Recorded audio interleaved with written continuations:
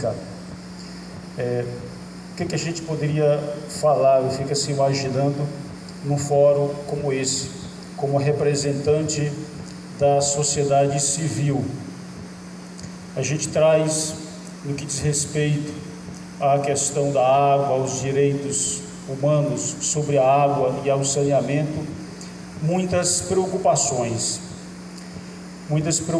porque a gente percebe que a cidade de Manaus, possuindo, digamos assim, um invejável ou um enorme reservatório hídrico, talvez o maior reservatório hídrico do planeta, que está aqui na Amazônia, a gente percebe que esta água doce, não chega na casa das pessoas.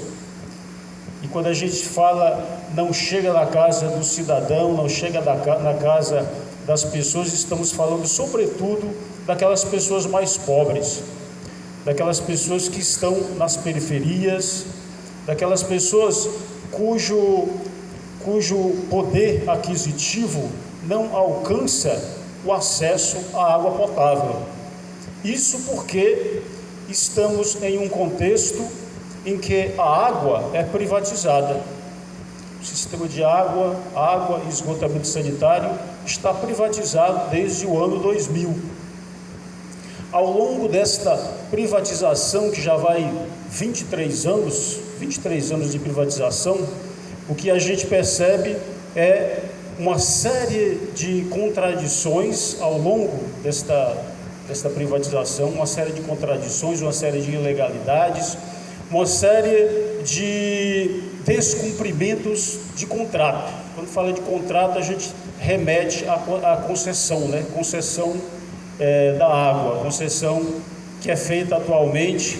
Quem está atualmente assumindo essa concessão enquanto empresa privada é o grupo empresarial, a EGEA Saneamento e Participações, que controla a empresa Águas de Manaus, aqui em Manaus.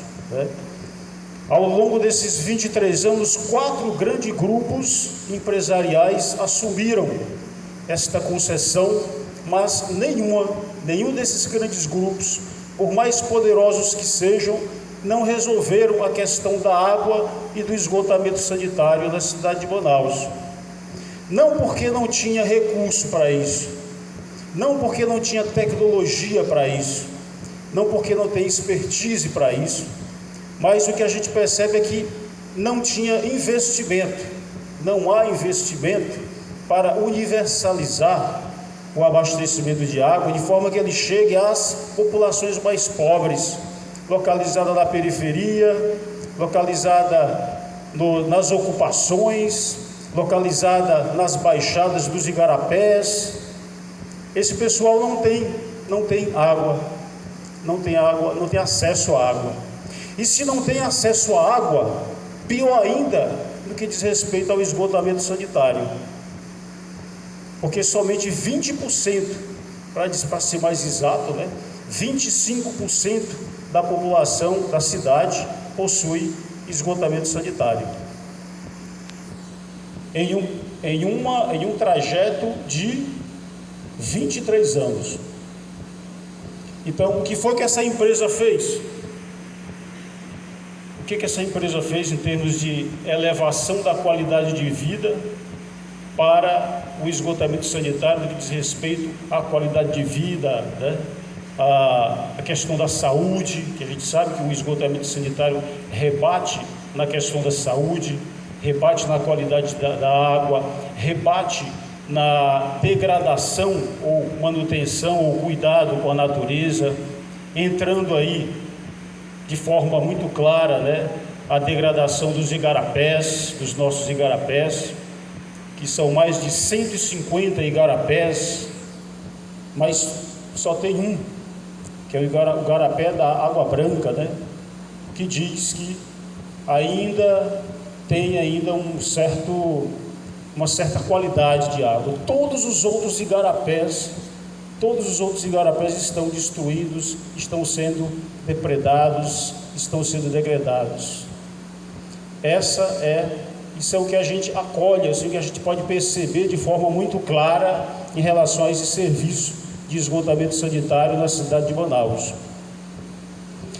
Outro ponto também, e isso a gente pode perceber com muita clareza, é que esse preço que é cobrado pela água através, né, das tarifas, está muito acessível. Temos a água mais cara da Amazônia. A água mais cara da Amazônia. E temos também uma das cidades mais desiguais do Brasil. 53% dos domicílios da cidade de Manaus estão aonde? No que a gente chama, do que o IBGE chama de habitações subnormais, que são periferias, favelas, que são ocupações. Mais da metade da ocupação, mais da metade da população está nessa situação. E aí, como a gente vai cobrar desta população a água mais cara da Amazônia? Como a gente quer universalizar o serviço de água e esgotamento sanitário, cobrando preços tão elevados, tão altos, a partir de um serviço privatizado? É simplesmente impossível. Simplesmente impossível. Agora estamos vivenciando a terceira CPI, Comissão Parlamentar de Inquérito, que investiga as irresponsabilidades desta concessão. A primeira CPI foi em 2005. No final do resultado da CPI, recomendaram a quebra do contrato de concessão. O poder concedente, a prefeitura, não aceitou. Em 2012, fizemos outra CPI na Câmara dos Vereadores. Resultado: recomendaram a quebra do contrato de concessão outra vez, e a prefeitura não aceitou. 2023, agora a terceira CPI, Comissão Parlamentar de Inquérito, para investigar os serviços precários realizados pela empresa. Vamos ver o resultado. Mas aí a gente pergunta: puxa vida, quantas CPIs a gente vai ter ao longo dessa concessão, que contratualmente vai demorar ou vai durar 45 anos, que é de 2000 até 2045. Pode somar mais algumas CPIs aí, porque se continuar esse tipo de trabalho precário, esse tipo de serviço mal realizado, seguramente vai ter outras CPIs. E aí a gente pergunta: poxa, então por que essa concessão ainda sobrevive, ainda resiste, sabendo que tem tantas contradições, sabendo que não está atendendo de forma adequada a nossa população? Por que essa concessão ainda persiste?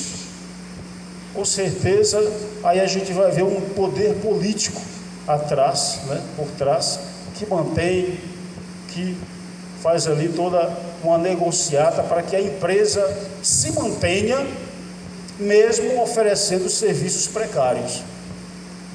Então, são preocupações assim bastante fortes que a gente, enquanto Fórum das Águas, tem como que abordado a partir do nosso contato com os outros movimentos sociais, com as populações.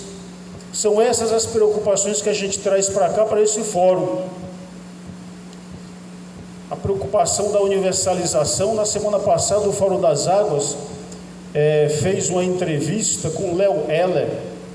Léo Heller é o relator especial da ONU para o direito à água e ao saneamento, entre 2014 e 2020. E ele demonstrava um pouco assim a sua preocupação em relação à universalização.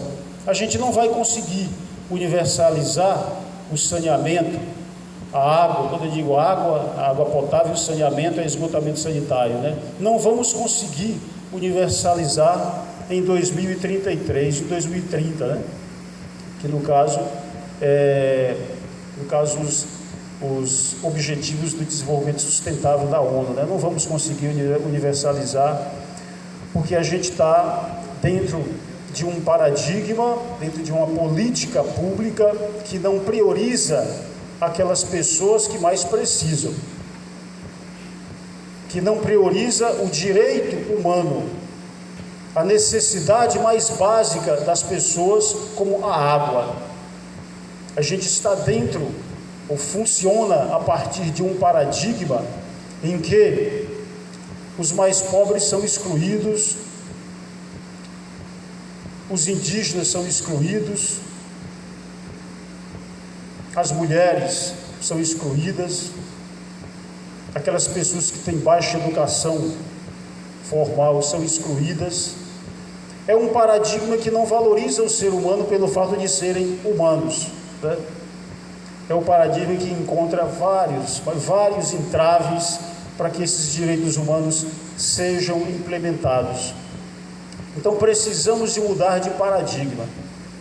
Essa é uma constatação que nos traz esse pesquisador. Precisamos mudar de paradigma, porque esse paradigma do capital, esse paradigma que pauta a nossa sociedade, que é o paradigma do capital, da desigualdade social, da reprodução da pobreza, a gente, com ele, se a gente não sai dele, não consegue visualizar algo melhor, dificilmente a gente vai conseguir universalizar esses serviços básicos para toda a população. Essa é a contribuição que eu gostaria de dar, deixando também um destaque para os nossos igarapés que estão sendo poluídos, para a irresponsabilidade do poder público, que não está fazendo de forma adequada o seu serviço para o qual foi contratado, né, que foi colocado, foi eleito, digamos assim, né? Então, me preocupa muito, por exemplo, as Cachoeira Alta do Tarumã, por exemplo, né? Que está acontecendo ali a duplicação daquela avenida do turismo, a construção do anel viário, anel sul, que está acabando ali com todo aquele corredor ecológico, prejudicando populações indígenas que vivem ali naquela região, 35 povos indígenas, que é o Parque das Tribos, né? Prejudicando ali aquele igarapé, aquelas cachoeiras, Cachoeira Alta do Tarumã, alta e baixa, que tem ali já leis que respaldam a proteção daquela região em termos ecológicos, mas que essa política desenvolvida pela cidade, pelo Estado, parece que não valoriza, parece que só está ali, essas leis somente ficaram como que só no papel. É muito bom que a gente esteja aqui no Ministério Público, porque o Ministério Público é um instrumento onde a gente recorre